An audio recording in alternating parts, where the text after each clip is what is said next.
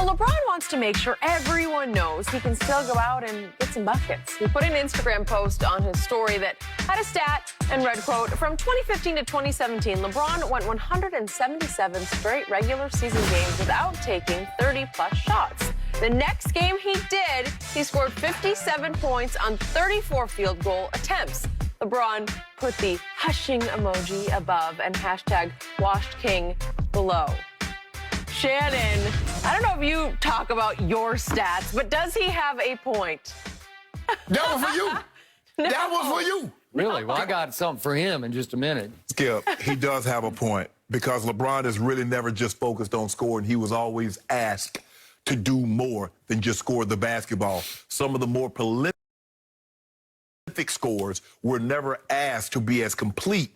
You know, Kobe had Shaq to rebound. Jordan had Dennis Rodman to rebound.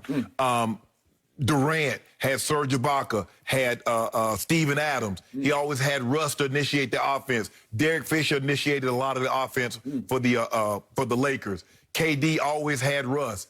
So, yes, and it just goes to Skip, when you look at it, when he shoots the ball 20 times or less, he's 51% from the floor. That's LeBron.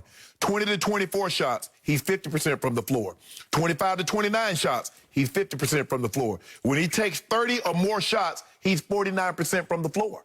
So that just lets you know just how extremely efficient he is. Jordan shot the ball about 23 and a half times per game. LeBron James shoots the ball 19 and a half times per game. LeBron averages 27 points a game. Jordan averaged 30. So just by simple mathematics, even if you take, he's going to miss the free throws.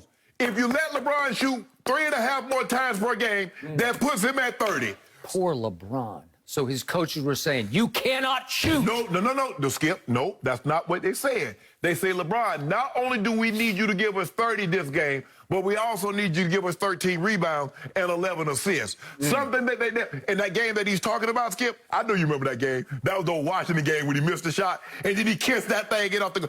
Okay, do you remember? The lucky shot. That wasn't a lucky shot. The luckiest shot he ever made. He caught it. Off the glass, falling out of bounds. Out of bounds. Stop it. Can you imagine what he would have had if he... I found.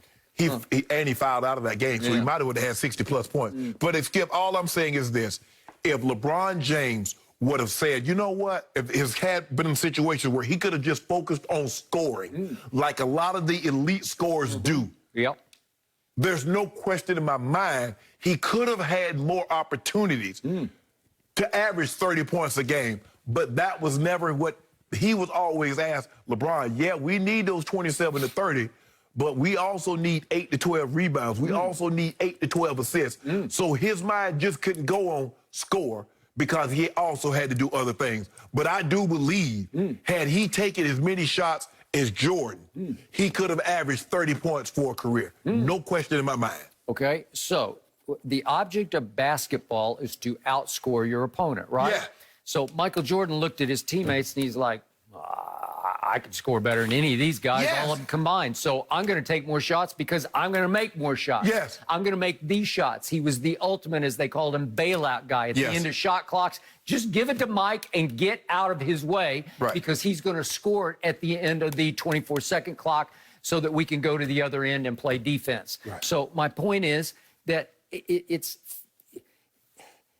wrong-headed because if LeBron was that guy, he would have just said, no, get out of my way. I'm going to score. If he wanted to average 35 a game, maybe they would have won some more championships. No, Skip. Why not? Because, Skip... Well, why would you distribute to teammates you don't have as much respect for? Because you have to, Skip, because he had to help rebound. He didn't have a guy like Dennis Rodman that could go get you 30 rebounds in a game. He didn't have a guy like Charles Oakley who had 34 rebounds in a game and was a dominant rebounder. He never had that.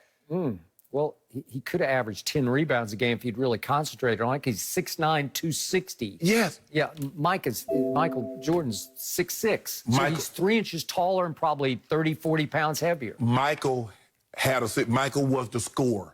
He had other guys to do all the things that teams ask LeBron to do. He had B.J. Armstrong. He had other guys to facilitate. He had guys to rebound, like Weddington, like Cartwright, like Dennis Rodman. He had that. You look at the other great scorers. KD had Steven Adams. He had Serge Ibaka. Russ ran the point. You look at Kobe. Kobe did have Shaq, Let's not pretend Shaq didn't exist. Let's not pretend Shaq wasn't dominant. I love how y'all do it. When y'all want to talk about Kobe, y'all dismiss Shaq. But the moment somebody tried to say something, you bring Shaq into the equation. Well, Shaq existed in the Kobe Bryant era. Well, he did win with Pau Gasol as the center. So let me ask you a question. I want you to name one player that LeBron James has ever played with in his life. That's Shaquille O'Neal. Name one. Well, I have him, Shaquille, second on my all-time ranking list. Okay, so I want you to name the player that he played with. That LeBron has played with. That's Shaquille O'Neal, because Kobe got that for 8 years. So what will LeBron be if he had Shaq for 8 years?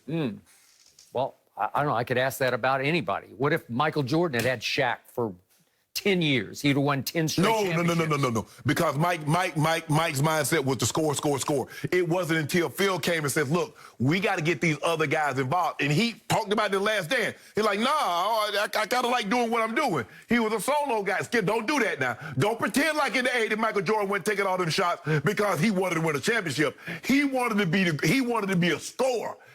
You know that, so don't do that. He didn't want to be a scorer. He just wanted to win championships. So he went 6 times to the finals and won all 6 MVPs. What about the 80s? Yeah. What about the 80s? Did they not have a championship in the 80s? Because if I'm not mistaken, Magic won 5 in the 80s and Bird won 3. So that left two remaining. So he could have won 2 of those. What happened? He had to grow up. He had to figure it out. He was already grown. He had to get stronger. No. See, he came to the NBA at 21. My guy needed to grow up because he came at 18. My guy needed to grow up. Yeah, your guy, I thought, ran all those teams. I thought he was the unofficial head coach. So if he wanted to take more shots, he could have taken more shots. But he didn't want to take more shots, or he would have. Because, Skip, he grew up.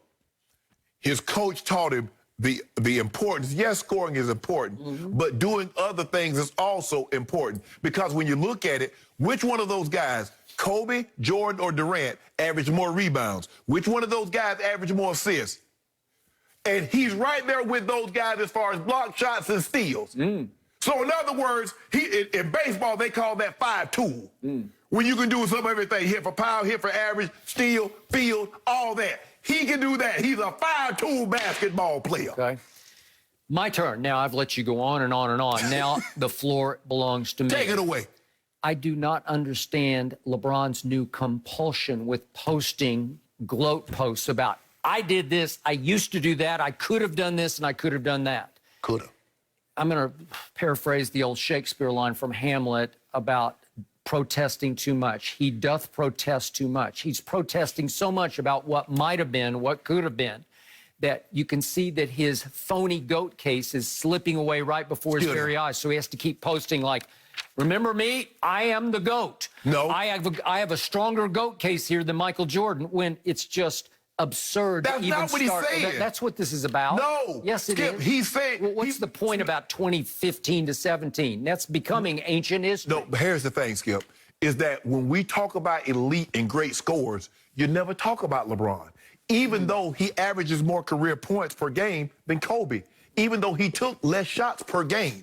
Even the Kevin Durant, he's right there with Kevin Durant. So when you talk about great scores, LeBron James is never mentioned. And he's saying, guys, I'm a great scorer. I just don't shoot. I didn't shoot the ball like some of these other guys because I did other things. I rebounded, I assist, I blocked shots, I stole the ball. So let's not, in his prime, I say from year 3 to year 15, I'm going to take that up until when he left Cleveland. If LeBron James would have taken the same amount of shots as Michael Jordan, there's no question in my mind he would have averaged 30 points those seasons. Okay.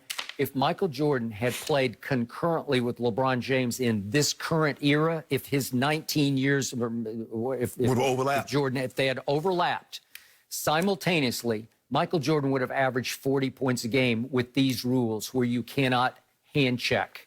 But here's the thing, Skip. When Michael Jordan was averaging those 30s, how many times did he win the championship? Look at all those years in the 80s when he was 37 and 35 and 32 and 33. There was no championships. And then when it started coming down to the 28th and he started getting other people involved, what Phil had asked him to do, he started winning championships. So let me ask you this, at what price are you willing to say I'm averaging 40 but winning no championship when we'll average 50, he didn't win. When he averaged 44, he didn't win. You look at KD, when he averaged 32, he didn't win. Harden averaged 36, he didn't win. So at what price? No price. He would have won anyway. He probably would have won faster because they could take the Pistons could take him out of games because they could play football with him. They could put their hands on him. They could keep him on the floor. Just don't let him launch was their motto. Don't let him get up in the sky, because if he gets in the sky, you die. That's how it went.